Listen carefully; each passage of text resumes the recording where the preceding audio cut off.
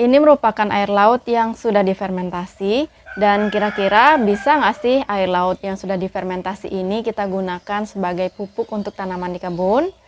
Nah, pada video kali ini kita akan sharing ke teman-teman salah satu teknik dalam Korea Natural Farming yang sangat sederhana, tentu kaya akan manfaat. Tapi sebelum lanjut, jangan lupa diklik tulisan subscribe, nyalakan lonceng dan aktifkan notifikasi di HP teman-teman.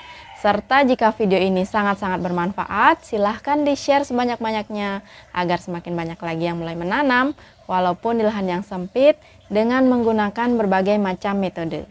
Di video sebelumnya, kita sudah pernah sharing bagaimana cara menggunakan air laut, kemudian apa saja manfaatnya untuk tanaman. Tetapi di video tersebut kita tidak menggunakan air laut yang sudah difermentasi. Jadi kita hanya menggunakan air laut untuk memaksimalkan pertumbuhan dari tanaman yang kita tanam di kebun. Nah, sebenarnya ada beberapa teknik KNF yang sudah pernah kita sharing, dan pada video kali ini kita akan memaksimalkan air laut dengan memadu padankannya dengan KNF yang lain, dan pupuk ini disebut dengan fermented seawater. Sebelum lanjut ke pembuatan FSW, ada baiknya teman-teman menonton terlebih dahulu bagaimana cara pembuatan fermented plant juice dari daun kelor. Videonya sudah pernah kami sharing, nanti bisa cek di sini. Kemudian teman-teman juga wajib menonton bagaimana cara pembuatan bal atau bakteri asam laktat. Nah, video tersebut juga sudah pernah kami sharing, nanti bisa cek lengkapnya di sini.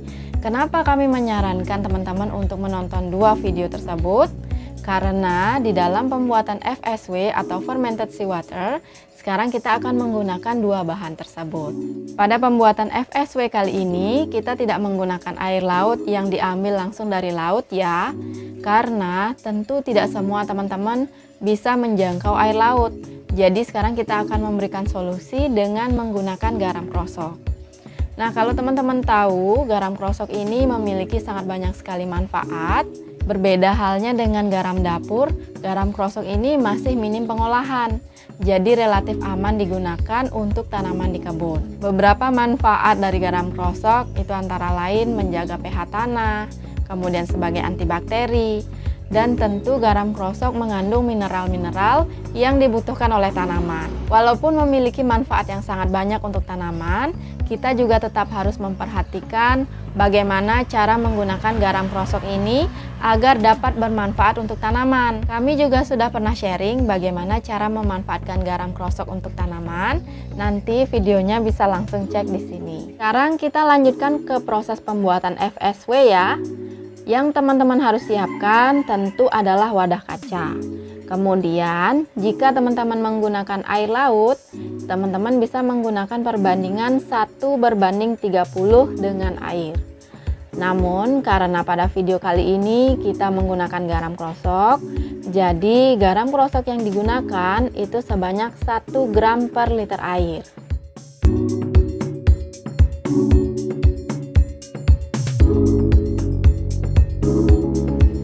Setelah keseluruhan garam krosok larut ke dalam air, sekarang kita bisa tambahkan FPJ atau fermented plant juice dengan perbandingan 1:500. Nah, kalau teman-teman membuat pupuk dengan menggunakan air sebanyak 1 liter, maka FPJ bisa ditambahkan sebanyak 2 ml.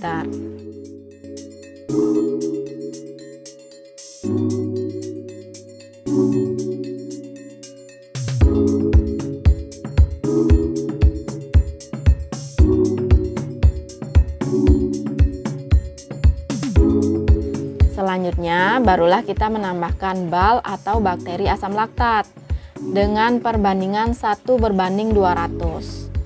Karena di sini menggunakan air sebanyak 1 liter, maka kita bisa menambahkan bakteri asam laktat sebanyak 5 ml.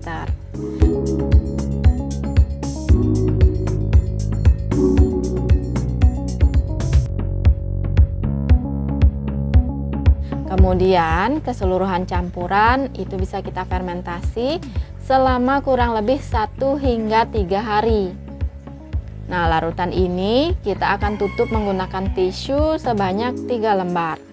Kemudian kita akan biarkan terfermentasi di tempat yang tidak terkena sinar matahari langsung.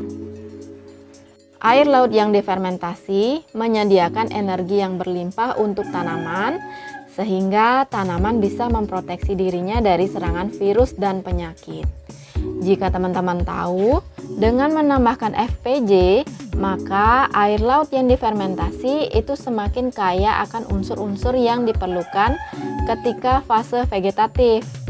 Dan dengan menambahkan BAL, maka air laut yang difermentasi ini sangat-sangat kaya dengan bakteri-bakteri yang menguntungkan, yang tentu juga akan membantu untuk menjaga kesehatan tanaman serta memperkaya tanah yang digunakan. Setelah 3 hari, air laut yang sudah kita fermentasi ini sudah siap untuk digunakan. Nah, pupuk ini bisa kita gunakan ketika fase vegetatif karena pupuk dapat membantu proses pertumbuhan daun. Dan ketika fase generatif, pupuk ini sangat bermanfaat untuk memaniskan buah. Nah, untuk menggunakan FSW, teman-teman hanya perlu menyemprotkannya ke seluruh bagian tanaman secara langsung dan bisa digunakan tanpa pengenceran. Karena jika teman-teman perhatikan tadi dalam pembuatannya, itu kita sudah melakukan proses pengenceran bahan-bahan yang kita gunakan di dalam pembuatan FSW. Tetapi kalaupun misalnya teman-teman ingin mencoba terlebih dahulu, teman-teman juga bisa melakukan pengenceran pada pupuk FSW ini.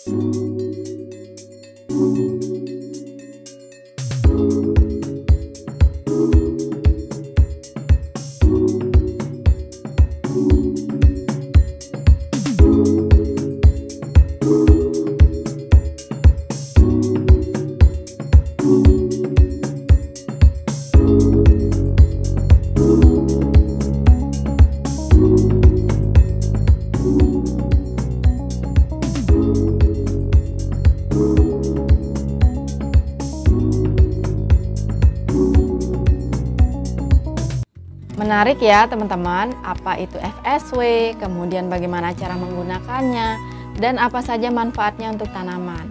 Nah, semoga video ini bisa bermanfaat. Terima kasih sudah menonton. Sampai jumpa di video-video kami selanjutnya.